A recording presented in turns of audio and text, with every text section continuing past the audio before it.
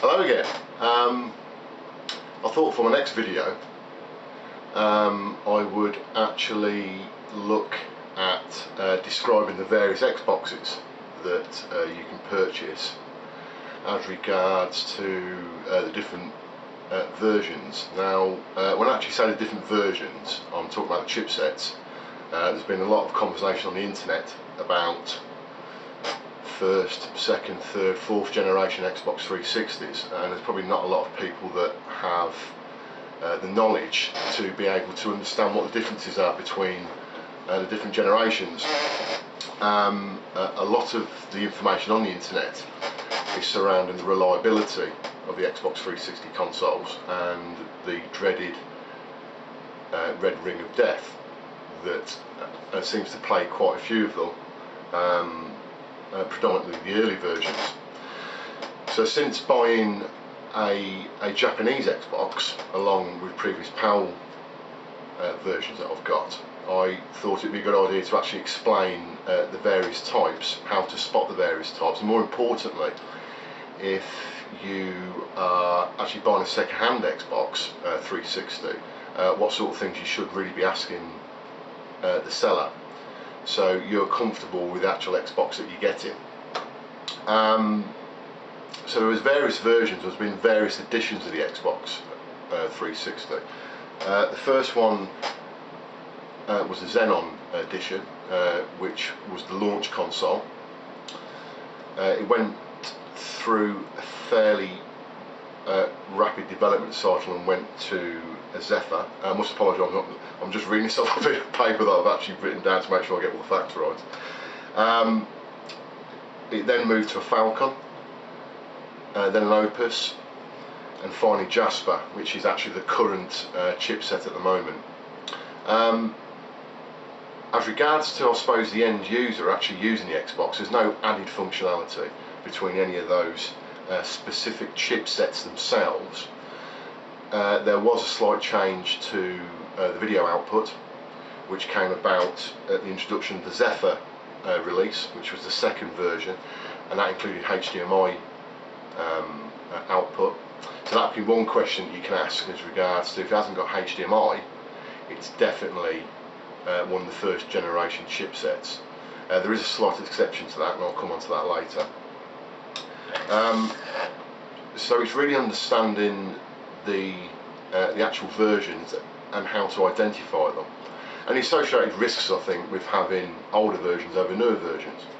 So the first edition that came out was the Xenon, and as you can see, I've got various versions of Xboxes here, but right, the original one, I think it's that one there. Yes, it is. Right. So this is a launch. This was a launch console. This is a Xenon console, and the easiest way to identify that is one of two ways. One way is the fact that it's only got an AV port on the back, and I'm not sure you'll be able to see that on the camera effectively, but it's just got the normal standard AV port. It's got no HDMI port on it. If I remove the Wi-Fi dongle, and just below that, or just above it, so depending on which way you're holding your Xbox, is you've got a strip here with a barcode on there. Now in the bottom left hand corner of that, you'll have a power rating, and this one says 12 volts, 16.5 amps. It's the 16.5 amps that you want to be concerned with as regards to actually realising what version of the Xbox that you've got. 16.5 amps was the original power rating for the original Xbox, so that ties in with the Xenon.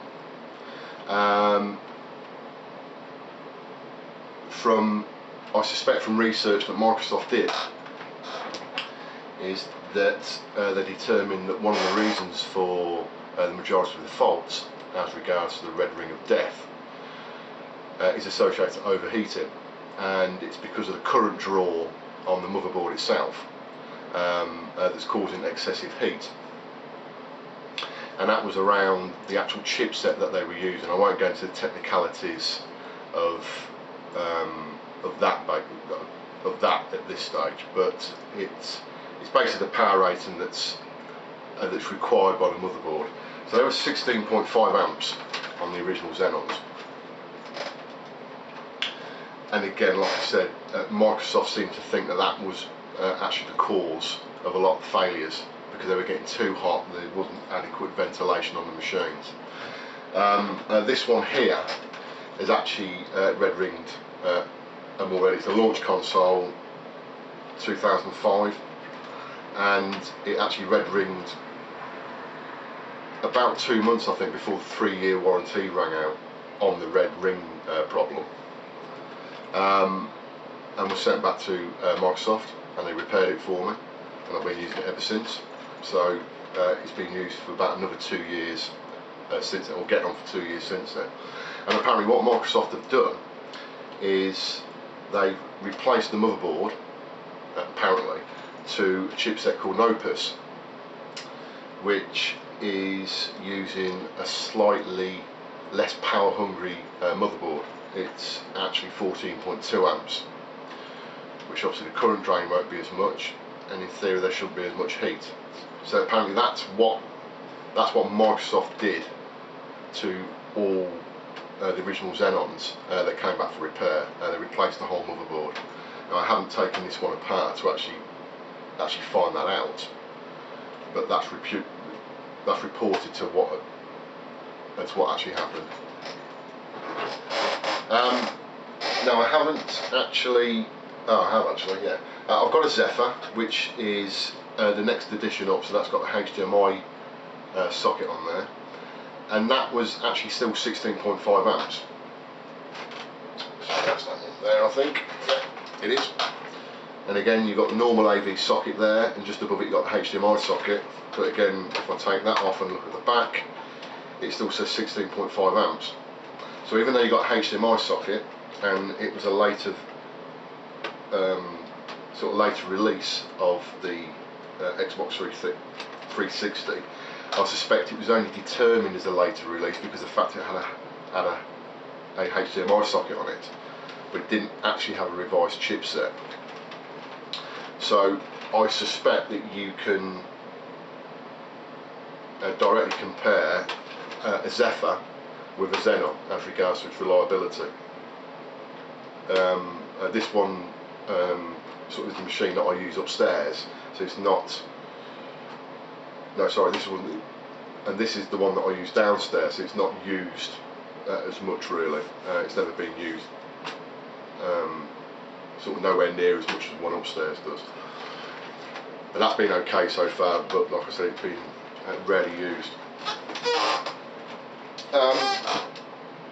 So that brings me on to a Japanese Xbox that I bought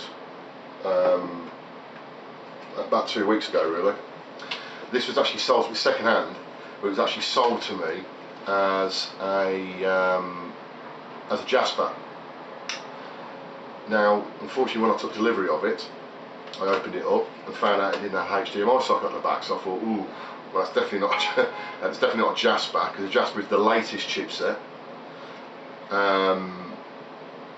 and it's the least power hungry chipset. It's actually at 12.1 amps. So of course when I opened the box up and found out it wasn't even HDMI, I knew it wasn't even a Jasper. And it looked like the fact it was going to be a Xenon, obviously by the fact it hasn't got a HDMI socket on the back. Look at the power rating as well, and again it's 16.5 amps, so that confirms the fact that it is a Xenon. It is a launch console. On the back of this strip as well, it also has a date of manufacture. So again, you've got several things you can look at here. The manufacturer on here is 2006. It must have been a launch console in Japan. So I wasn't too happy about that. But nevertheless, it worked okay and everything.